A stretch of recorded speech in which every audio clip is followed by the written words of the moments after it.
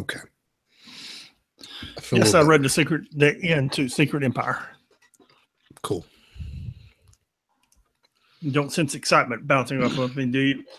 I really just don't want you to spoil it. Okay. If you don't mind.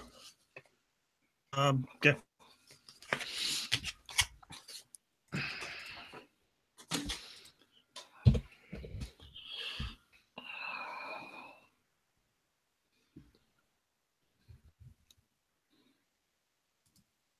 Okay. All right. You ready? Yeah. All right. 3, 2, 1.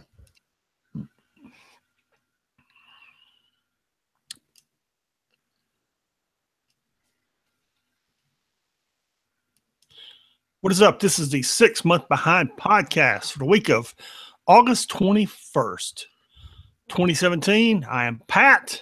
And I am Sean. And this week, we're to John Cena and Roman Reigns of the Marvel Unlimited world, because our lives, much like their wrestling promos, are just kind of off the rails and wandering wherever it goes. Just, yeah, it's been a heck of a week. We're coming to you a little late this week. As we're recording, it's Wednesday evening, which is very late for us. However,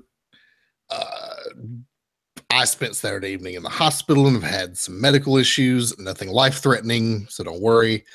Pat, it was your birthday, so you blew off a little steam. There's the whole thing with Houston.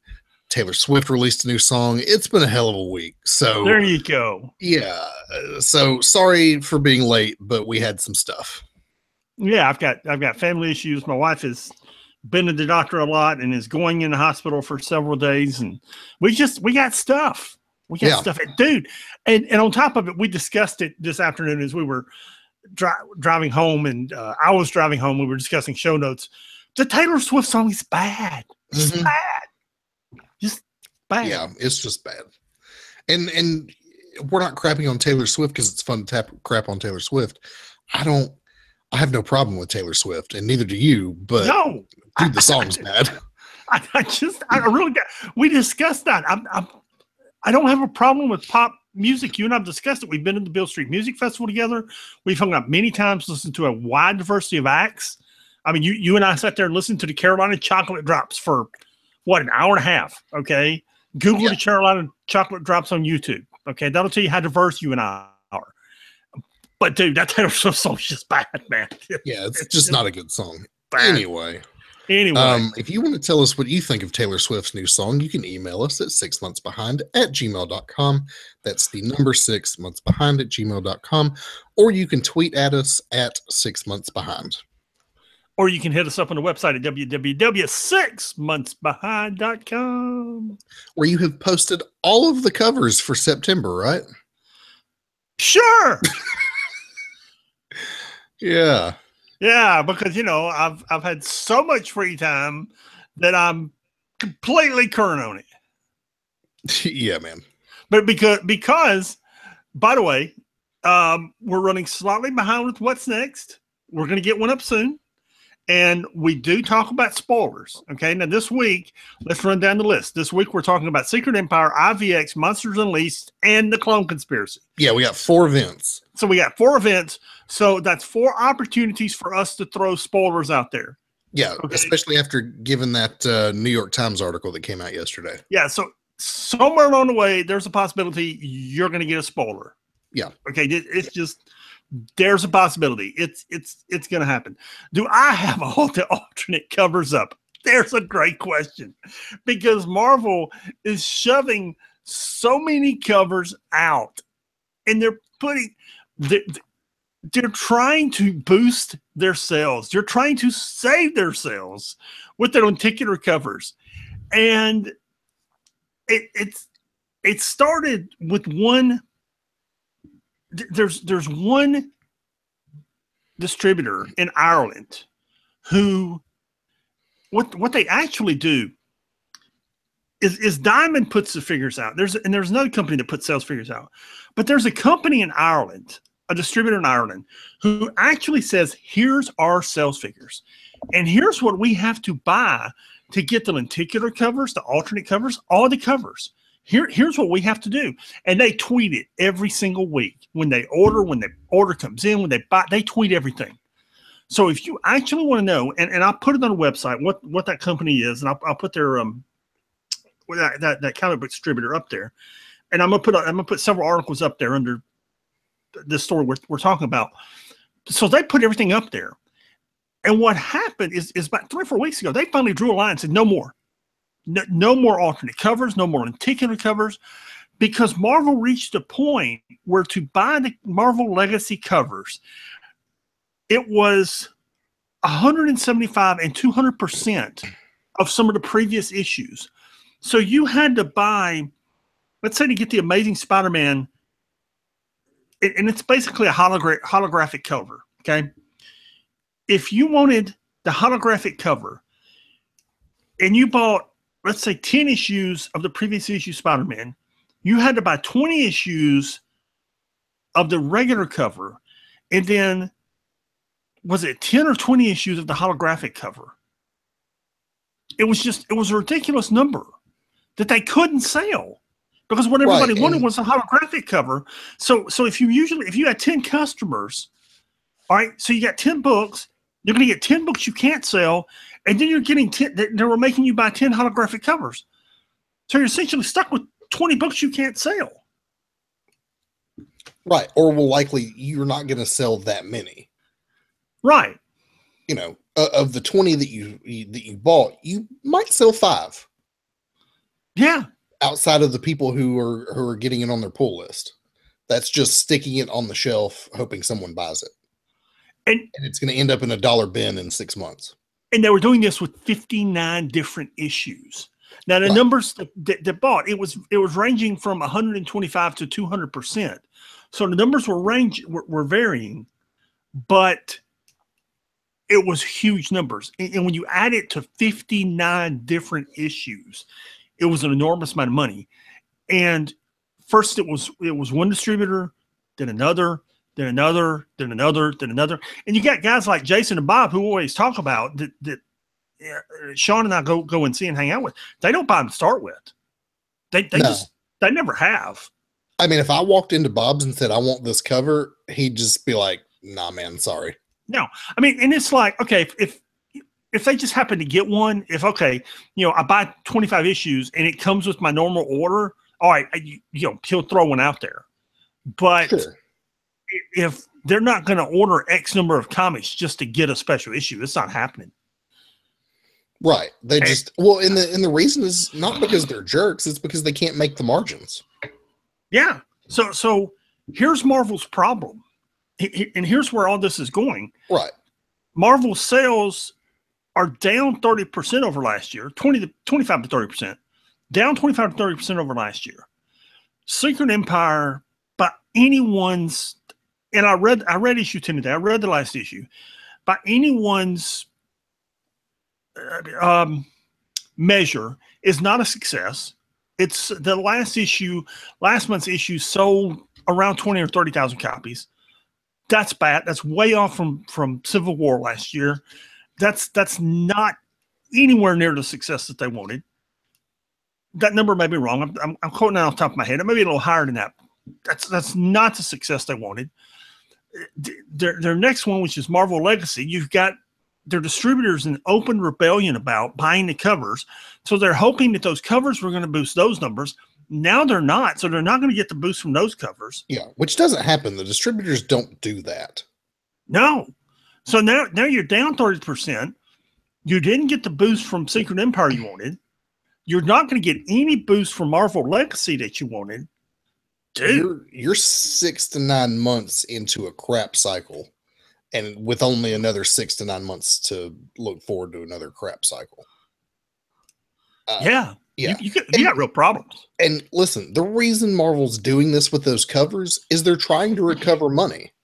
And the distributors know that, and they're saying, no, you're not going to make it off our backs. Sorry. Yeah. I don't blame them. No, I don't blame them at all. Not at all. You and I were talking. What was the question today? Whether have Marvel sales bottomed out? Are they at their lowest point yet? No, I don't think so. No, I don't think so either. Because you and I discussed, if you're going into a comic book store and buying books every week, it's real easy to add and drop books that you're just not interested in. Yeah. I mean, I've done it with story arcs. If all of a sudden a Daredevil story arc no longer interests me, I'll drop it. Yeah, absolutely. I'll revisit in 3 months, maybe 6 months, but until, if I'm just like, I don't want to read this anymore, I'll drop the book. So no, I don't think their sales have bottomed out. And rumors keep swirling of some personnel changes in the publishing arm of Marvel, and I think it's warranted. Yeah. And the thing is, when you read as over the next few weeks and months, as Secret Empire comes out, this is not a bad story. The overarching plot, making Captain America a Nazi, and that's what they did. They can dress it up any way they want to. Mm-hmm. They made him a Nazi. That's a bad event. Okay. The other storylines, what we're going to see in Deadpool, what we saw in Deadpool this week, some of the things they do with Black Widow, some of the things they do with Bucky, some of the things they do with Sam Wilson. They do great things with Sam Wilson in this storyline. These are great things, and they do great things with these characters. Some of these other characters, they do some cool stuff with Scott Lang in the series.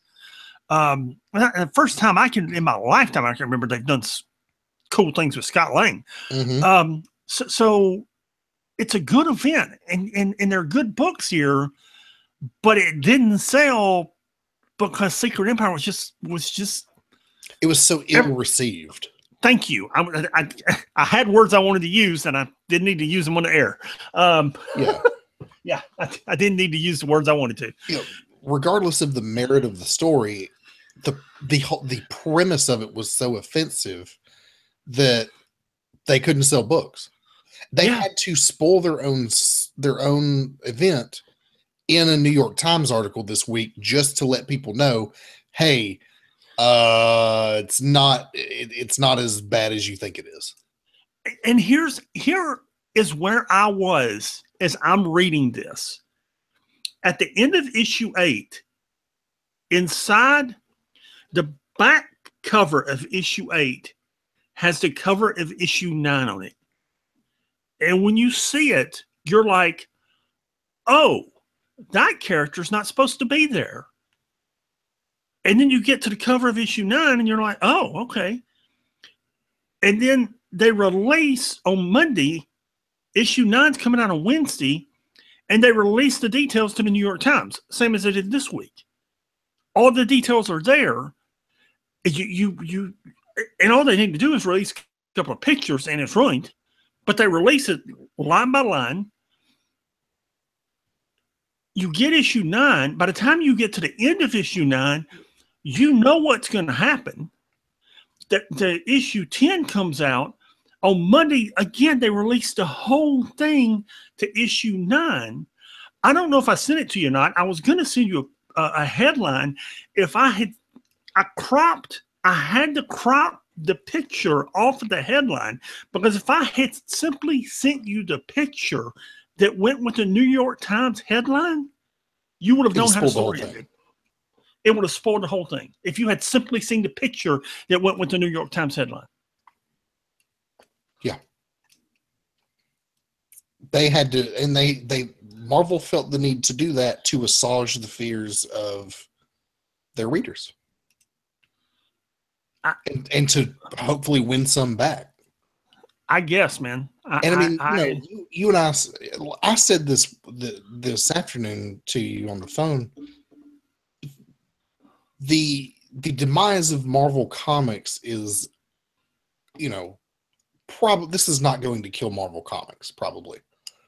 But you've got a strong DC, you've got a really strong independent comics movement who are putting out really good creator-owned comic book stuff, and it's getting attention like it never used to. And I could understand how readers are jumping ship, especially when you consider that these things are $4.99 a pop. I would love to get in Nick Spencer's head and know if when this started 15 months ago, if this is the way it was supposed to end. Because I guarantee you, when he and Tom Brevoort said what they said, this is not the way this was supposed to end. No, I don't think so. And we were talking about shakeups at Marvel earlier. I think Tom Brevoort's one of the guys that's got to find a new job. I haven't particularly cared for Tom Brevoort in some time. And to hear other people who just on social media and other stuff who talk on Twitter and whatever, decisions have been made by Tom Brevoort concerning stories and editing that we have found questionable before. Well, we'll talk about it another time. But let me say this. ABC has been doing every time an issue comes out, ABC, Good Morning America, has been doing a 30-minute interview with the writers and editors of Secret Empire and posting it online. And as the issues come out, I'll be posting them on the website. So when issue 0 comes out, I'll post them on the website. I've got them cataloged, know where they are. I'll put it up there. In the next day or so, when those gentlemen do that interview, I want to hear, and I hope somebody's got the courage to ask them, this is what you said 15 months ago when Captain America #1 came out. This is how it ended. How do you reconcile the two? Yeah. And someone needs to answer for that, because even if it's a decent story, you pissed off your reader base, and the story doesn't really matter in the context of losing every member of your audience. Yeah. Yeah. So we have books this week.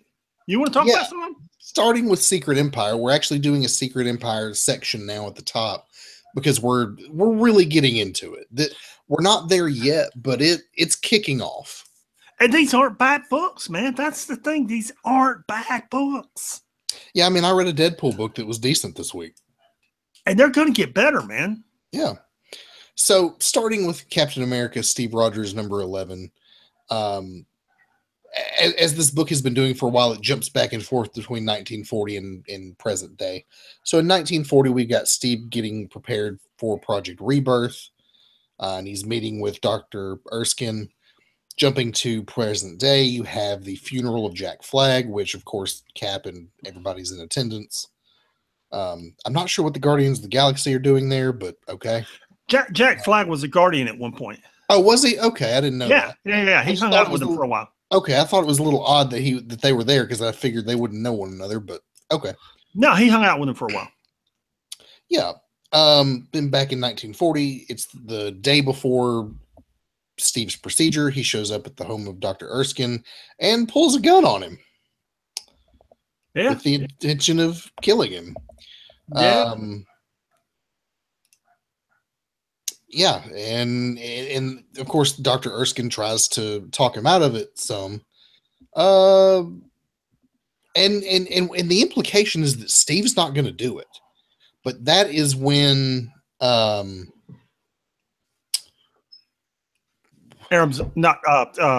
Arnim Zola. I can't. Not Aram Zola, but what I wanted to say. Helmet.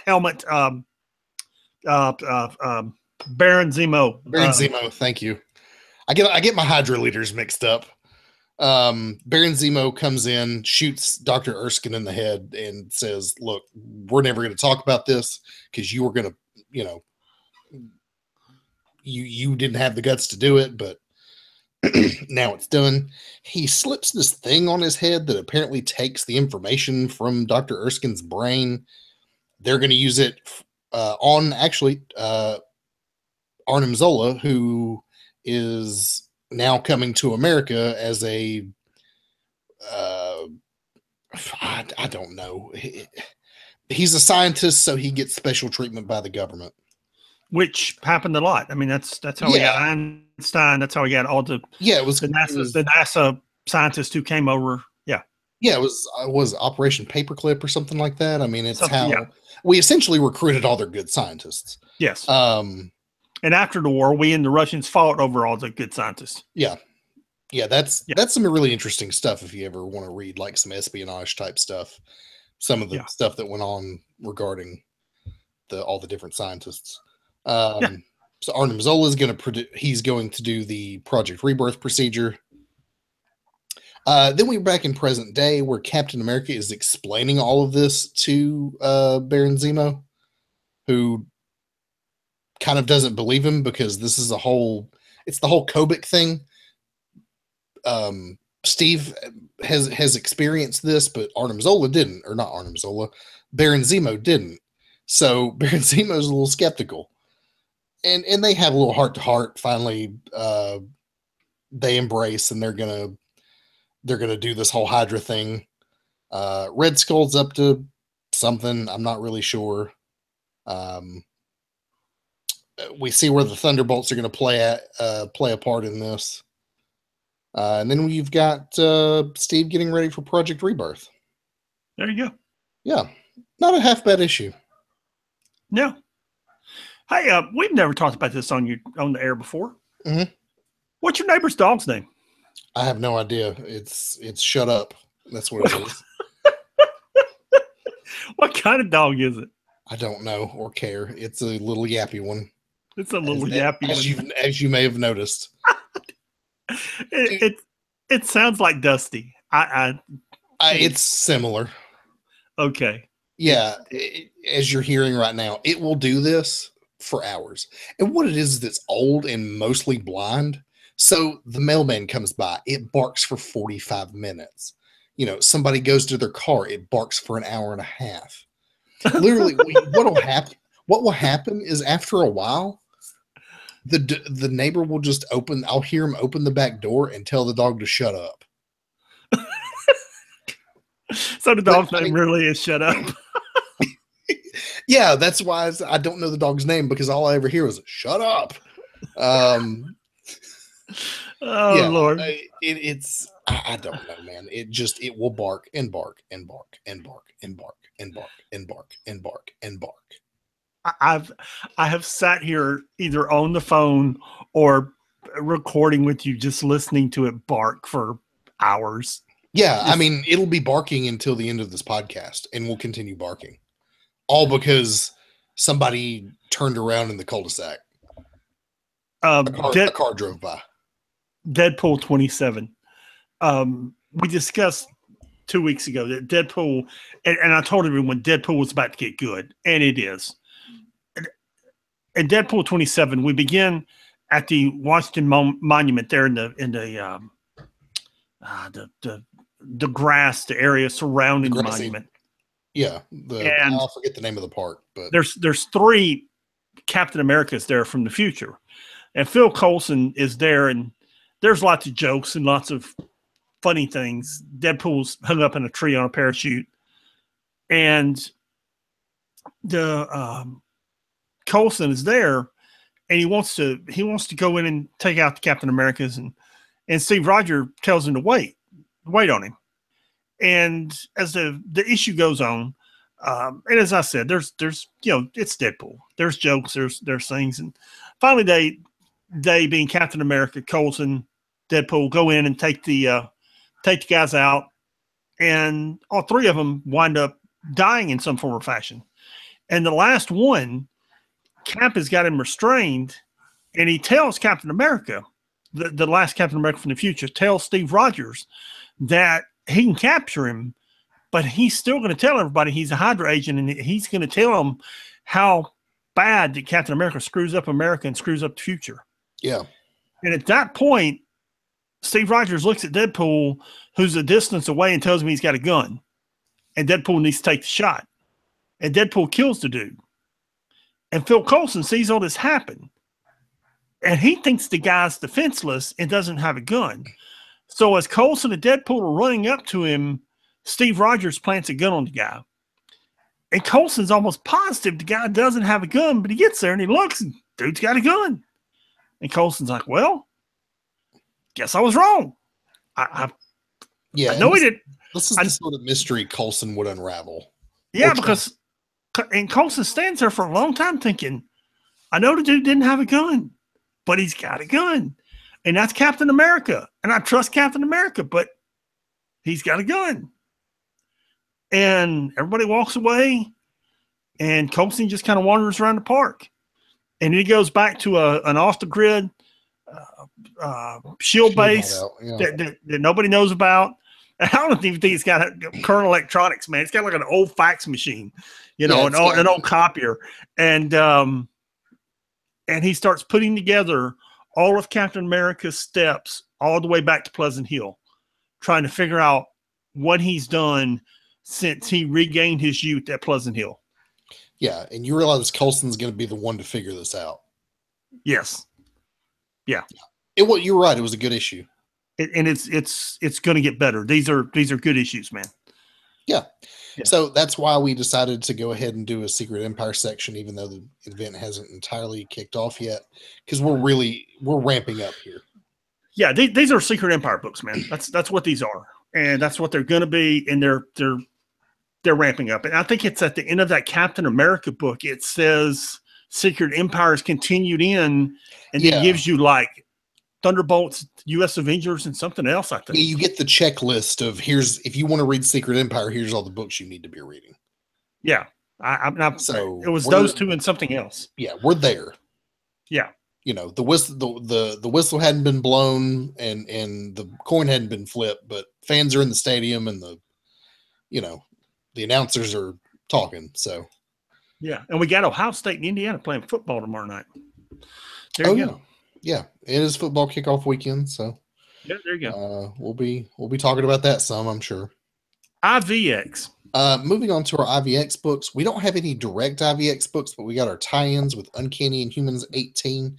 I actually really enjoyed this book. It's a story that involves Zorn, Sebastian Shaw, and Archangel, essentially. And in New Attilan, Zorn has kind of been tasked with keeping the inhuman residents who are not necessarily the superheroes kind of in their homes and keeping the peace while all this goes on, while the Avengers versus X-Men war goes on. And Sebastian Shaw tells him, look, you're trying to go the peaceful route here. This isn't going to work out well for you. This is going to end in fighting whether you want it to or not. And sure enough, through what is essentially an accident, the tensions flare, fighting starts, and people end up dead. And Zorn realizes he was wrong. Yeah, there you go. Yeah. And Sebastian Shaw was right. And, do you want to live in a world where Sebastian Shaw is right?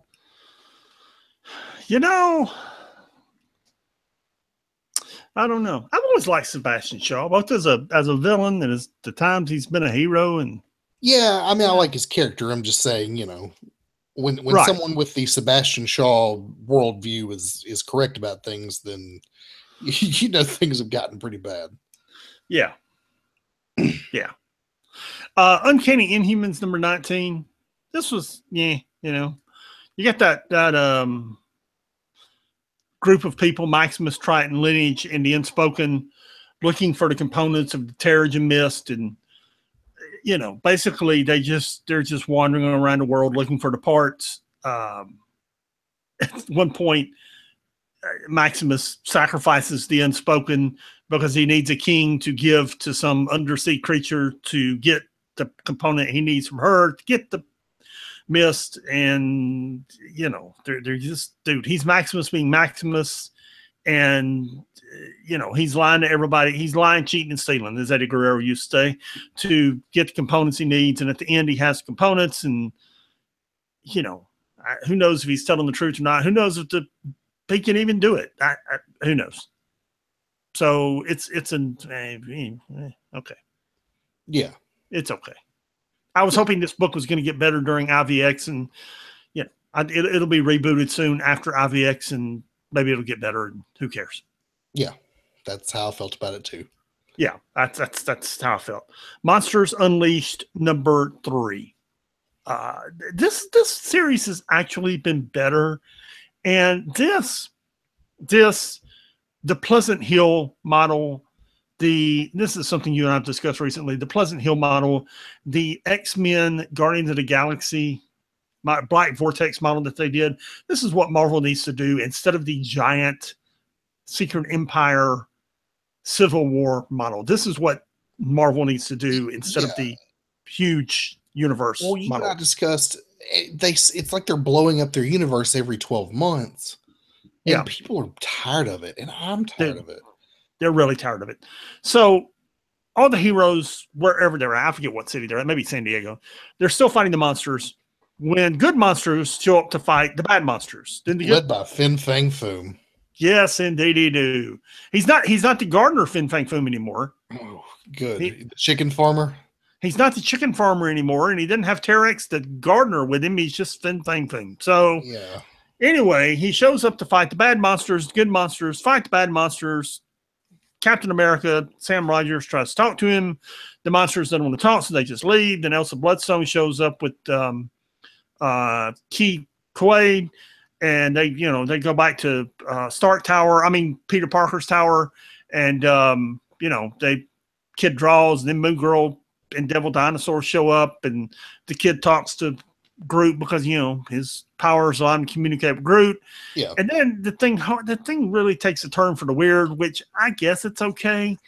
Suddenly the kid is an Inhuman, and this whole thing is some kind of ancient Inhuman space universal battle, and all these monsters are part of an Inhuman alien invasion, and the kid's the key to some ancient Inhuman race that's going to be the savior to the battle. And there you go. It's not bad. I'm making light of it. It's not bad. The art's good. It's just not my cup of tea, but it's not bad. So, it is what it is. Yeah, it takes a real weird angle with the whole child savior of the ancient Inhuman race from space, from monsters thing. Yeah. I was like, oh, okay, this isn't where I thought it was going to go, but okay. All right. Just out of left field, but okay, whatever. There you go. Yeah. It's not bad. Yeah, it's not terrible, no. And like you said, I like this kind of event where you have the books and you have a couple of tie-ins, not everything in that they're publishing ties into one big event and it's all you have to read. I like what they're doing with, like, Clone Conspiracy. It's crossed over most of it's crossed over most of the Spider books. They're much better formats than and they're short. Like, they're not 12 and 15 issue series. No. This Clone Conspiracy that we're about to talk about in a minute, it's issue number 5 and it's the end. Yeah, IVX, Clone Conspiracy, this Monsters Unleashed, they're all just much better, much quicker. They're much better stories. Right. I'd rather have big story arcs rather than big events. Right. So, Doctor Strange 1.1 is the Monsters Unleashed tie-in. It's Doctor Strange fighting monsters with what magic he has left. Because of the empirical, he teams up with Spider-Man at one point. It's not. If you're into this Monsters Unleashed thing, great, read it. If not, whatever. That's a good. There you go. Yeah. Clone Conspiracy number 5. Now, this was interesting. I felt like it resolved a little fast, but I thought it felt rushed. Yeah, but at the same time, here we are, touting the merits of shorter events like this. So, whatever. So last we saw, Ben Reilly, the Jackal, had set off this sonic trigger that's going to turn all the clones into zombies. And I guess this was his plan the whole time. And, Peter realizes he's got to stop the Jackal now or all this is going to get out of hand and you're going to have a world overrun with zombies, which I got to wonder, is this how the Marvel zombie universe starts? I don't know. I was just curious. So, clone Gwen Stacy holds her dying father in her arms, and they exchange some goodbyes as he disintegrates. And she runs off with Spider-Man to help him. Meanwhile, Jackal is fighting with Kane in the laboratory. That's where Spider-Man's off to. So Gwen Stacy actually stays behind and delays the villains that are after him. She realizes she's about to die too because she's one of the clones, so she decides to do something useful.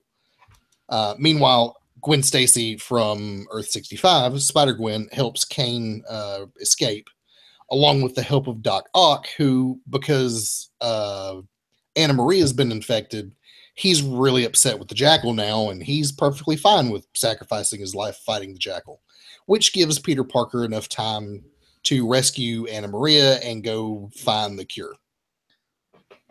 Not the cure, but Anna Maria's figured out the reverse frequency that'll stop all this. So they're going to the Fact Channel news station, which is on top of the building, which is where J. Jonah Jameson is, who, as we join him, is saying his final goodbyes to his resurrected wife and admits that Peter Parker was right the whole time. They're able to get the frequency out there and save the day. Most, if not all, of the clones disintegrate or disappear in some way. I have a feeling this isn't the last time we're going to see Doc Ock. We also I was going to say, did Doc Ock live or die? We don't get a resolution to that. We also don't get a resolution to whether or not Ben Reilly dies. What happens is Anna Maria and Spider-Man go back to the lab after they've saved the day, and they find both the Jackal's mask and Doc Ock's robot arms laying on the ground. And then they find a bunch of, like, the original. We had the clones. They find the originals in the frozen in the basement. So they release all those people, including the guy that I think was the guy that got hurt that started this whole thing off. One of the spider industry. Yeah, one of the guys in Oklahoma. Yeah. So that's how it ends. I think you've got a couple more like wrap up issues with the like Amazing Spider-Man and a couple other things, but yeah, that's what the Silk issue is, because Silk begins with Silk and the ghost dude that she's been hanging out with, and Jonah's daughter, I think, out in that little town, and then they race up to the TV studio where they find J. Jonah Jameson and Maria and Spider-Man. And the scenes kind of collide there. And I realized this whole time that this Silk storyline has just been a way to get her and J. Jonah Jameson at New U. Yeah, and everything kind of collides there. And there's just not a lot. It kind of expounds on the J. Jonah Jameson scene that you just talked about. But there's not a lot that happens there that you really didn't just recap. Already see, yeah. Yeah. Yeah, it was okay. Yeah, it was. What you expect from a tie-in issue like this sometimes. Yeah, kind of like that Dr. Strange tie-in. It was like, okay. Yeah, it was like, it was okay. What were you gonna say? I'm sorry. No, I'm good. Okay, Spider-Man number 13. I'm really enjoying this little series. It's and this is another example of where I'm enjoying these events. You have this and Spider-Gwen crossing over because Miles Morales is in Gwen Stacy's Earth 65, searching for his dad, who's been sent there on a mission by S.H.I.E.L.D. And this is part 3 in that story. It continues with Miles telling Ganke and Roberto about his experience with finding his. What happens is he runs into his dad, as we saw at the end of last issue, but he's like a gangster crime lord in this club, and we don't know if this is Miles' dad and he's undercover, or if it's Earth 65's version of him. We actually don't get a definitive answer to that, but this continues that story. It's really good. Gwen Stacy kind of shows Miles Morales up at one point. You can tell that even though she's newer to this, she's a little better at it than Miles has been. Yeah, she's better with her powers. She's better deducing what's going on. Yeah, right. She's better getting out of sticky situations. Like she uses his time bracelet at one point in time to jump. She intends to jump a little bit ahead in the timeline so that they just kind of disappear and then reappear, so that the police officers that have them cornered just go away. So from their perspective, they will have just disappeared. But what happens is they briefly end up in this weird alternate universe where Apocalypse is riding a giant spider with a bunch of like multi-armed Spider-Men following him around. Yeah, it's this dimensional universe. So she jumps to another dimension. Yeah. She didn't have time to plan where she was jumping, so she just randomly jumped. Yeah, she ended up in some universe where Apocalypse is riding a giant spider and killing all the spider people.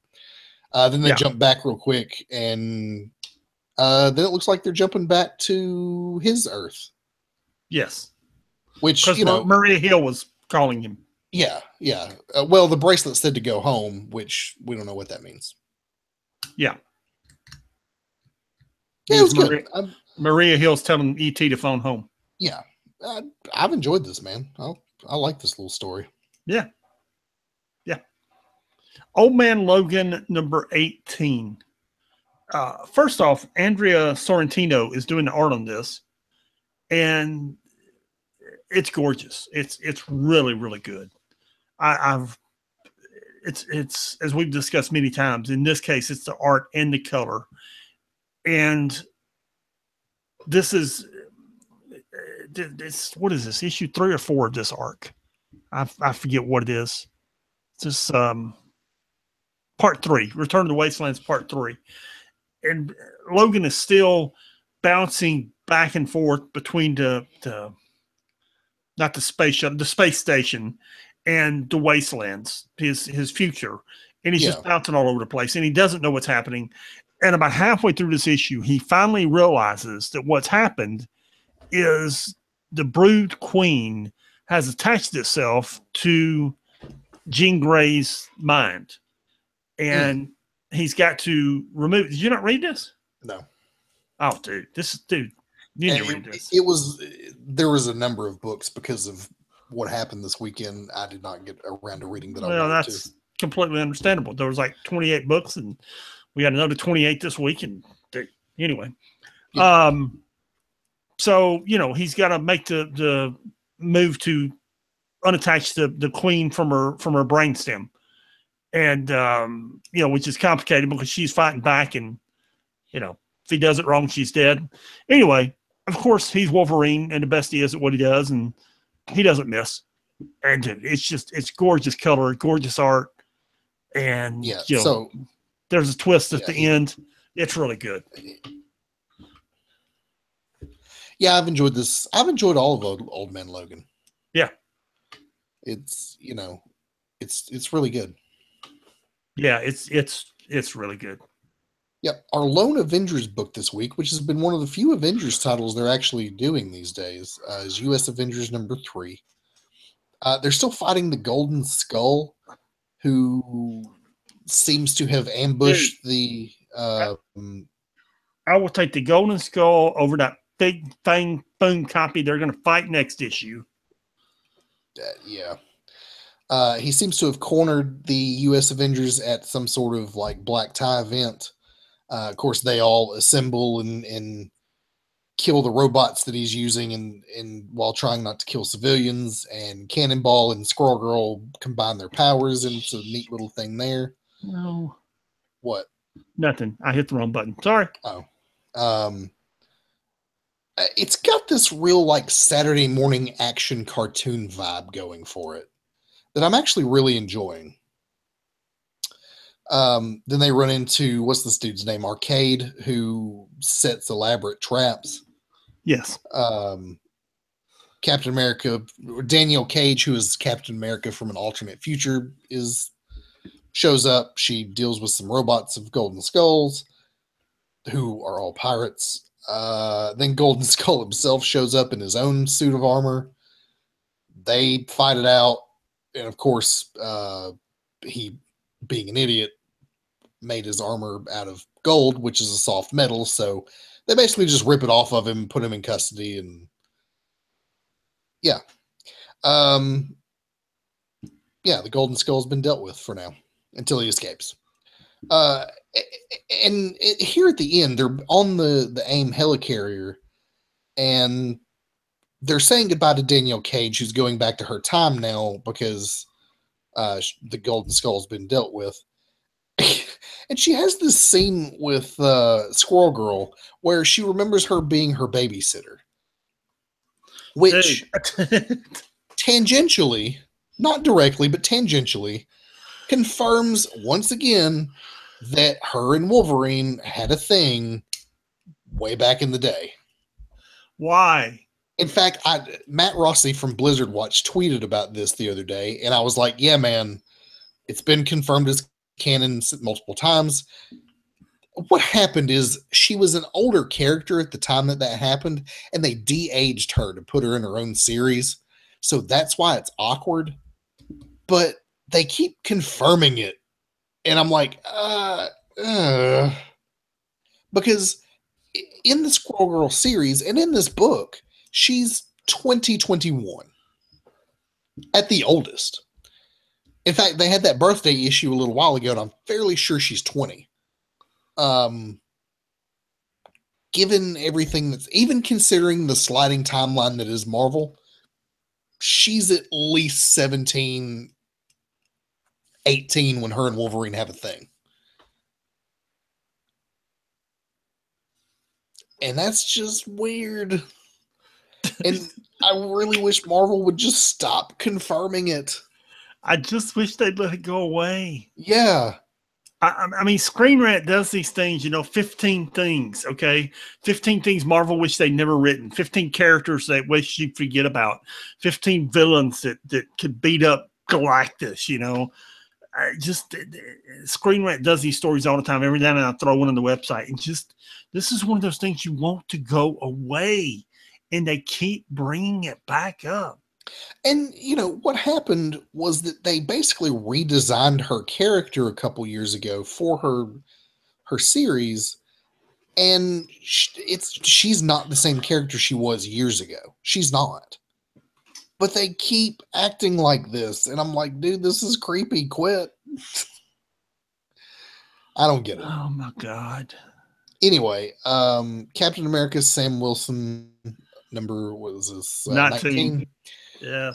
This is basically the trial of rage. His whole thing has been, no, Cap, I'm not going to let you bail me out, even though I'm innocent, even though I'm innocent, even though you put the video out there and everybody knows I'm innocent. I'm going to go through the court system and let them see how corrupt this system is. Because that's what Cap did, is he put the video out there, and the video footage of the crime happening, proving that he was innocent. So this is the trial that we see that is so unfair. And the judge is making the video inadmissible in court, which Sam Wilson flips out about. And at the end, yeah, they convict him. They convict him of a crime he didn't commit. And it has consequences. One of which is some kid paints his face up like rage and blows up a bank. Because he's just fed up with the injustice of the system. And I totally get it. Yeah. It was actually a good issue. I enjoyed it. Yeah, I'm with you. It was a good issue. I'm trying to remember this girl's name from Daredevil. I can't remember it. Well, you're talking about World of Wakanda first. I know. Okay. I know their names. Okay. I can't remember the girl's name from Daredevil. Anywho, Daredevil. Anyway, World of Wakanda, because I don't care about World of Wakanda. That's why I'm moving on to Daredevil. Because here's the thing. Ao and Anika are in love, okay? And help me out here. Dora Milaje? Dora Milaje, yeah. Dora Milaje is sworn to protect the Queen. They're in New York and they're in love. and the queen dies, and they're not there to save her, and they blame themselves, and now their love is shattered forever, and they're going to blame themselves forever, and they're going to torture themselves. Their love is going to be a tortured love, and they have to protect the Black Panther, and they don't want to protect the Black Panther because he's a horrible king. And dude, I don't care. Yeah, Okay. I'm feeling a little. I just don't see what the point of the story is, other than to flesh out what's going on in the Black Panther book. Which it is. Okay, it's Yeah. to flesh out what's going on in the Black Panther book. But dude, you could have told me this in 3 or 4 pages, not 4 issues. Well, you could have done a 3-issue miniseries about this and done and got it all done. Do it in 2 issues. Okay, I don't need this dragging on for Ages. 5 or 6. Okay, really, I just don't. I don't. Which brings us to Daredevil number 17, which is much more interesting. Okay, is that enough about World of Wakanda? Yes. Yeah, I mean, really, dude, I got nothing, man. And we have so many books that we're trying not to do a 2-hour podcast, so we're going to Daredevil number 17. Yeah. The last Daredevil series was in San Francisco, and it was very good. I recommend you go back and read it sometime. Volume something, who knows? Volume 4, Volume 5, Volume 6. Yeah. It was in San Francisco, and it was when everybody knew who Daredevil was, which has been the last decade and a half or so. And he had a girlfriend there, and I was trying to remember her name, and I can't. And this kind of recaps what happened as we're getting ready to reset how Daredevil got to where nobody knew his name again. So the 2 of them are in bed, and he wakes up in bed. Typhoid Mary's in the bed with him, or with both of them, I should say, which is pretty freaked out. Yeah. You know, Typhoid Mary sets the house on fire. They go to New York, and they're celebrities. And it's just, it's not a bad life, but the first problem is Daredevil isn't really, or when I say Daredevil, Matt Murdock isn't really content with it. And he's actually asking around, even before bad things happen, if he can set it back. And he's talking to different people. He's talking to Doctor Strange. He's talking to Damien Hellstorm. He's talking to Surfer. He's talking to, not Elektra, Emma Frost. You know, can you do this? And basically, Damien Hellstorm says, look, the only one who can do this is Mephisto, and he's done it before, you know, referencing what he did with Spider-Man for Brand New Day. Right. And Daredevil's like, nah, I'll let it go. And then... Yeah, he ain't that desperate. Our buddy Kilgrave sends over some kids to his house, which is how the issue ends. And at that point, you're thinking, you know... And I had forgot that Kilgrave was in San Francisco and was after Murdoch when that series ended. So that's going to be interesting. Yeah. Yeah, this is getting good. I've been looking forward to this story arc for a while now. Yeah, this whole series has been really good. And like I keep saying, I think in a few years, we're going to look back on this run, Charles Soule's run on Daredevil, and call it one of the classic Daredevil I believe we are, yes. Stories, or not stories, but times. Much like the Bendis Malieve era, much like the Frank Miller era, there'll be the Charles Soule era. Yeah, I believe so. Yeah. Doctor Strange number 17. Jason Aaron's still writing this. The artist has changed this time. It's Fraser Irving, who I'm a huge fan of. I don't know if he's staying on the book or if he's just guesting for an issue, but I really hope he stays because I love this man's art. Are you looking at this? I'm not. No. Go flip through the book and look at the art. I will. Sure. It starts with Doctor Strange kind of monologuing about how since the death of magic, it's starting to creep back into the world and what kind of problems that's causing. And he's having to deal with magical situations that he hasn't had to deal with in a long time. And we hear about things happening on Weird World and the Darkhold being opened and stuff going on Wundagore Mountain, disturbances at the nexus of all realities. Also, apparently, Mangog is coming. That's exciting. Care. Yeah. Meanwhile, Wong is missing. And so Steven, while he deals with all these issues, has put Zelma Stanton on it, basically calling all of the Avengers to say, hey, have you seen Wong? So Steven finally decides, you know what? This is priority number one. We've got to find Wong. He races off on a motorcycle to the bar with no name. While he's en route, isn't Wong over there helping Daredevil, or not Daredevil, Deadpool and Spider-Man fight the Red Skull? What? Nothing. I didn't realize Spider-Man was fighting the Red Skull. Yes. Spider-Man was doing clones conspiracy stuff last I saw. Okay. Maybe that's next week. Okay. Wong has been not just captured, but kind of possessed by Mr. Misery, which was the creature in the basement of Doctor Strange's house. And what he wants is to find a secret or some way to really hurt Doctor Strange in a very personal way. So he goes to the bar, talks to all the patrons there who are all the magic folk, Scarlet Witch and so forth. And he basically tells them, look, this is what happens when you don't pay your due for the kind of magic that we perform. You know, when you don't do it the right way, you end up with Mr. Misery. Suddenly, Man-Thing shows up and teleports off with Doctor Strange to fight a couple of Nazi ninja vampires.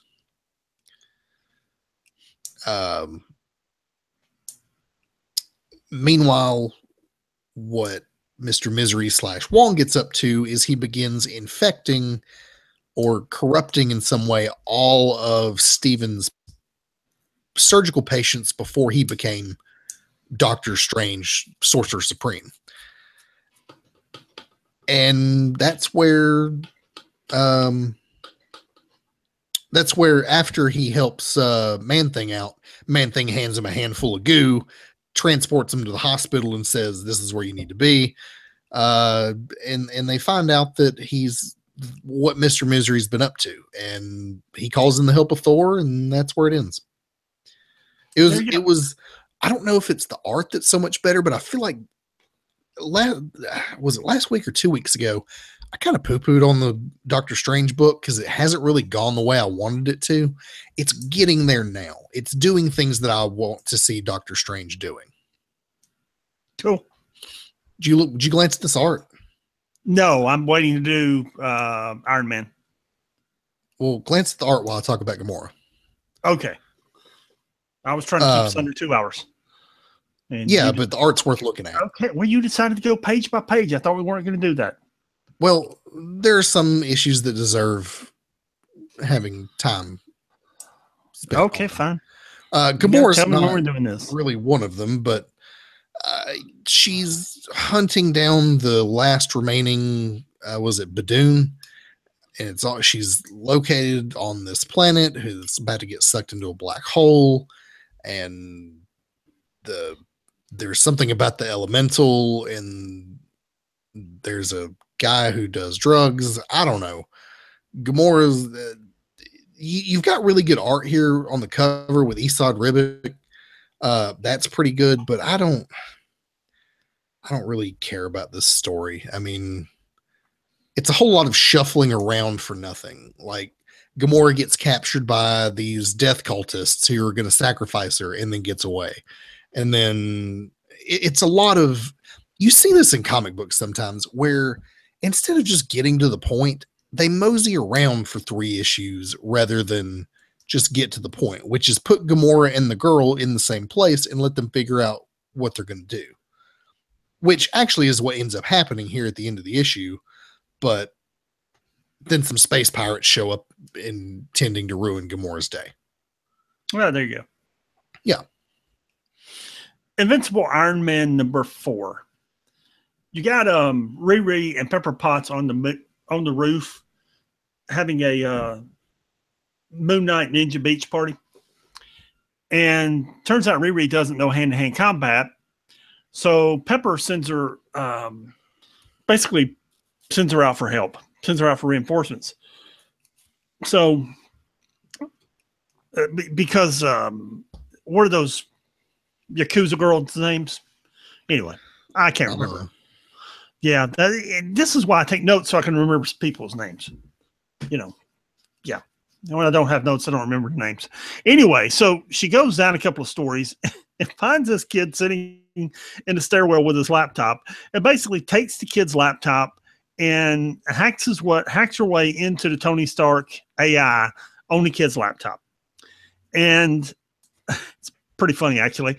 Then while Mary Jane Watson and Tony Stark's mom are standing there in the building looking at all the Stark armor, the AI goes over and takes one of the armor and says, "Hey, I'm gonna bar this." And they're pretty freaked out. And the armor goes over and gets starts taking part in the battle. And yeah, there we go from there. Yeah, it was all right. Yeah, it was. I thought it was a good issue. I enjoyed it.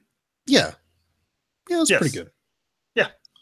And I've enjoyed the whole thing. I'm enjoying Riri with Iron Man. It's good. I'm enjoying Tony Stark as an AI that she can turn off sometimes. Anyway, or that she can like put in a crappy Dell laptop and him get offended by it. Yeah. Anyway, Mighty Thor number 16. This is part 2 of the Asgard Shi'ar War, which I thought they were at war with the elf people or whatever, but I guess we're not doing that anymore. So Lady Thor goes to challenge the gods of the Shi'ar, who are basically just glowing Shi'ar people. And they basically challenge her to a god off. And they start with what is essentially a natural disaster challenge. They create a natural disaster, and the intention is to have her create a bigger one if she can, to prove that she's the mightier god. Instead, what she does is, after they create this huge flood that hits this city on some alien planet, actually it's the Shi'ar planet. Their whole logic is that even after we kill all these people, they'll still praise us. Thor jumps in and starts helping in rescuing people, and ends up winning the challenge, and the Shi'ar gods are not happy about that. In between, you have Volstagg at the Congress of Worlds explaining all of his adventures that he didn't go on and all the food he ate while he was doing it, which I thought was really funny. And he's basically just stalling until Thor gets back. Yeah, there you go. That was funny. I really enjoyed that. It was it was good. Good old Volstagg. Yeah. Volstagg's one of my favorite, both in the comics. He has been in my comics for a long time and in the movie. Yeah, I mean, he's talking about how he traded his eye for knowledge or whatever, and that's clearly Odin. And he says, "Oh wait, wasn't that Odin? No, that was me." And it's like, oh, come on now. Yeah. Yeah, funny stuff. Yeah. So, anyway, was Star-Lord number 3 any better than Star-Lord number 1 and 2? Yeah. So Peter's working at the bar with no name, and Diamond Head's there, which is different from the bar with no door. Yes, and Diamond Head is a very old Nova character from the Nova series in the 70s, who's actually made of diamonds, diamond hard skin, and it's an interesting character. It's never really been developed a lot. Maybe made a couple of appearances in Nova and a couple appearances in Spider-Man, I think. It's just, dude, he's like not even a D character. He's like an F character. So anyway, Peter's working at the bar. Then he's leaving, and Daredevil decides to show up and beat him up because there's money missing from the bank robbery last week. And Peter insists he didn't do it. Then Peter's sister shows up, and she's mad at him. He didn't know he had a sister. She's mad at him because she wants to be queen, and Peter, pretty much ruined the whole royal situation back there on Spartax. And then he goes, meets out meets and hangs out with the old man he's been hanging out with, and turns out the old man does have the $4,000 that Daredevil was looking for. So Peter finds $4,000, calls Daredevil, gives the money to Daredevil, and turns out the old man is somebody that Daredevil was looking for, but we don't find out why Daredevil was looking for him. That'll be for next issue. And then we cut back to Diamond Head, and I think that's that guy's name. I don't really remember. It doesn't matter. He's an F-list villain. It is Diamond Head. Yes, it is. But the funny thing is, somebody's been using him, and it turns out they have a better use for him than using him for information. And Black Cat is actually chopping him up for his diamonds now, which I thought was pretty funny. Black Cat, there she is again, man. She's all over the place. Yeah, she decided he's worth more for his diamonds in body parts than he is, for information.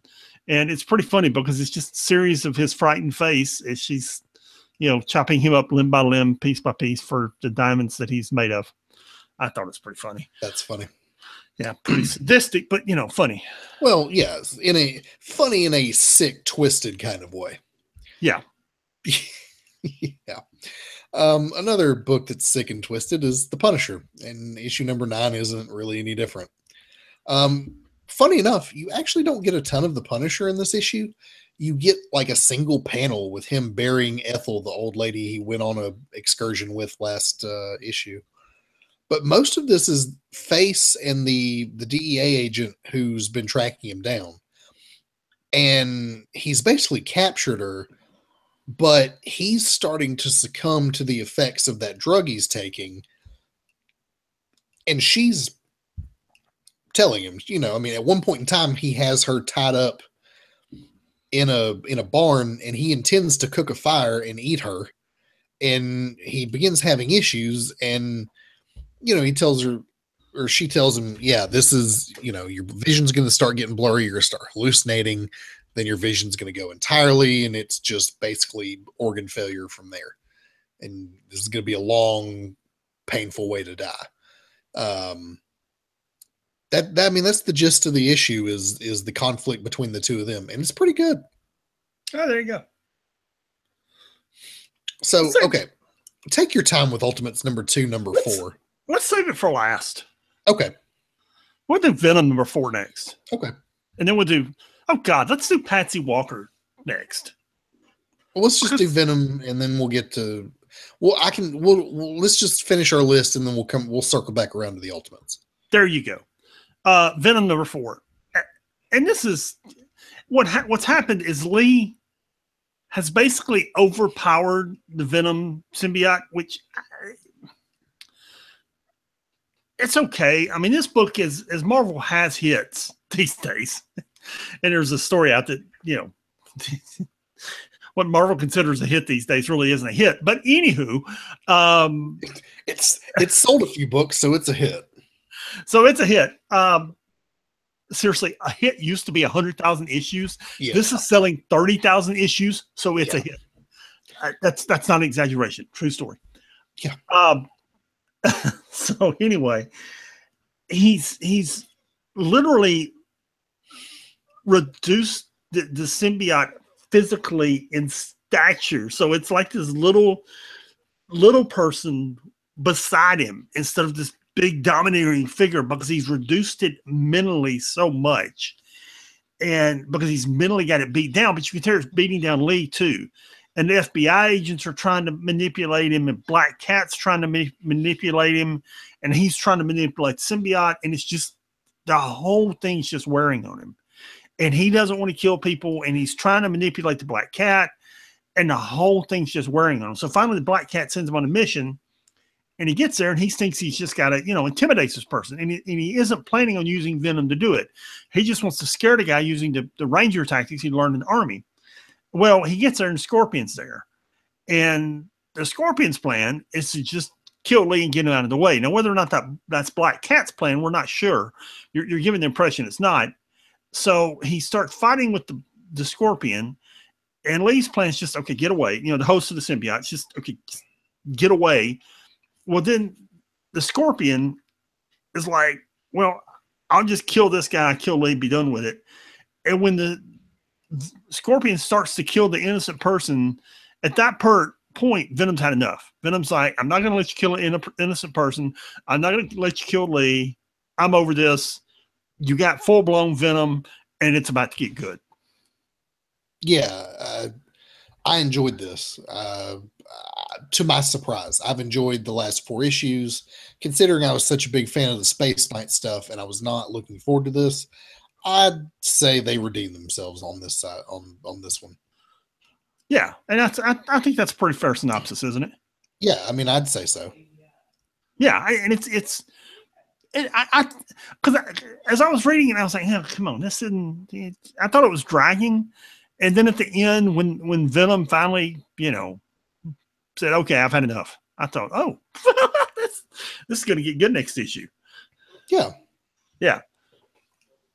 Gwenpool number 12. I actually put off reading this book the whole week, kind of dreading it. But it actually turned out pretty good. It also features Arcade, who we saw in US Avengers this week as well. And it's basically a big dungeon delve. I mean, they get captured by him, and his whole thing is elaborate traps. So he's set what is essentially a dungeon crawl for her and her team. And that's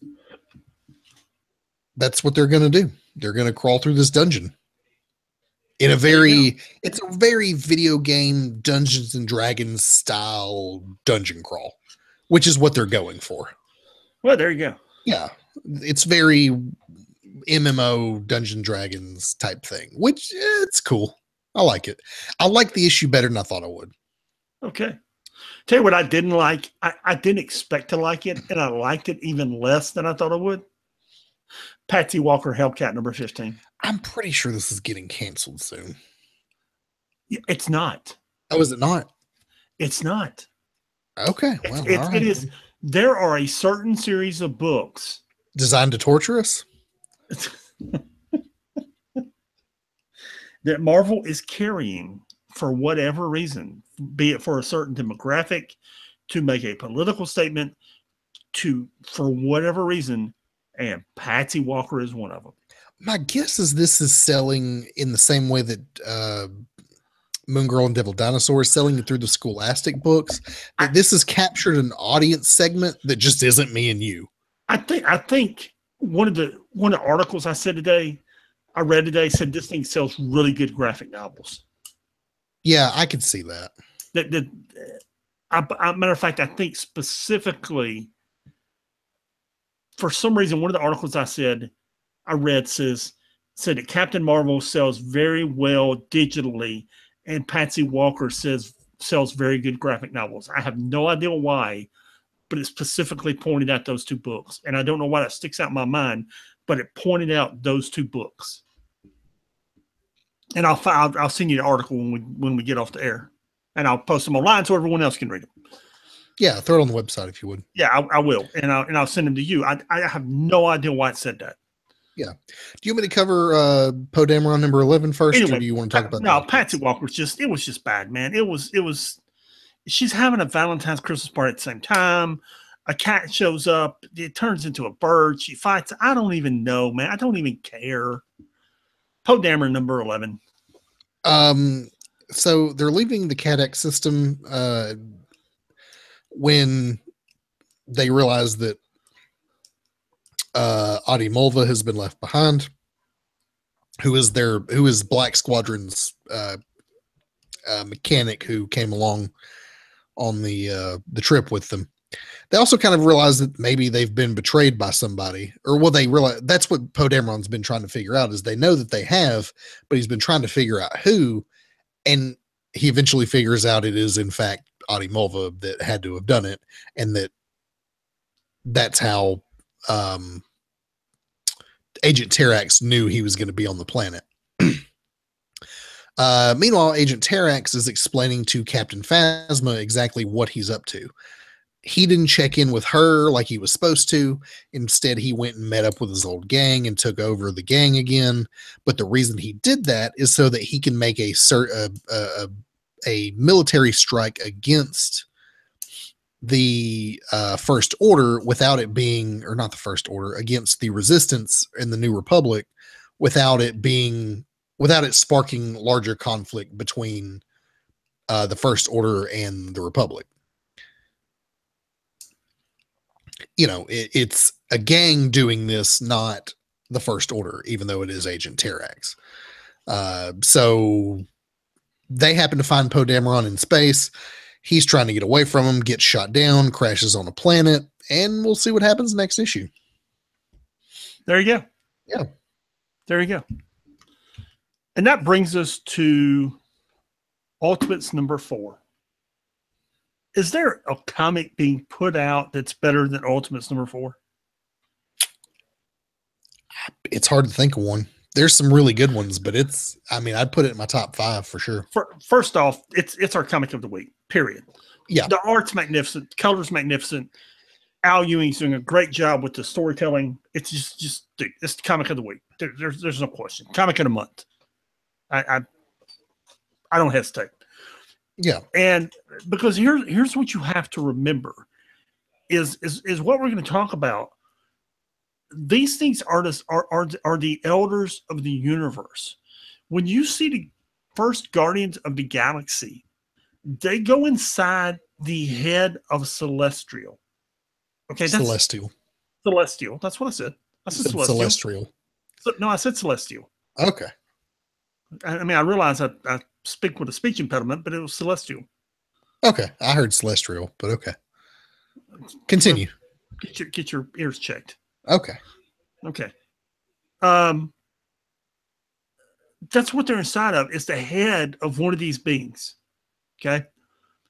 That's the volume that we're talking about. And at the beginning of this issue, Chaos and Order, they've completely gone insane. Last issue, they've killed the Living Tribunal and have taken over both his power and his body. Okay. Yeah. They've gone to the edge of the universe where the rest of the Celestials are hiding, basically. Mm-hmm. And they just kill them all. There's like, what, a dozen, 10, 12, 15? All but one. And just kill them. Okay. Yeah. The Never Queen rescues one of them. Then they go to where the Never Queen is. Yeah. Who has rescued one of them, and have a conversation with her. And she's basically, it back with Jonathan Hickman, his story, his line was everything dies. And the Never Queen here is saying, no, not everything. She's saying not everything dies. And she's protecting the Celestial. Yeah. And it's the opposite of what Hickman was saying. And we're still dealing with the beginning and ending of these universes. And it's really complicated. I mean, this stuff is not to be taken lightly. And I'm telling you, I've read all the way through what they're doing, which is it says, I'm going to say 1 through 100. That's really not right. It's 1 through 9 and issue 100. So it's really right. 1 through 10. Because as we've discussed before, Marvel's going back to legacy numbering again. So yes, it goes 8, 9, 10, or 8, 9, and then 100 as the 10th issue. Yes. Then we cut to the Ultimates, who are on Galactus' ship. Are they on Blue Marvel's? Are they back on Blue Marvel's station? I wasn't clear. I don't think it really matters. Anyway, they're facing off with the troubleshooters, and I forgot the guy's name who's leading the troubleshooters. Anyway, he really wants to talk. The problem is Rostov, is that his name? He's Russian. Sure. And there's much more consonants than there are vowels in that name. Rostov doesn't want to talk, so he just starts a brawl.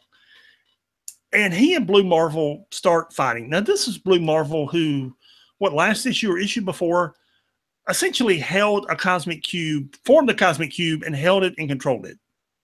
That's the power that Blue Marvel has.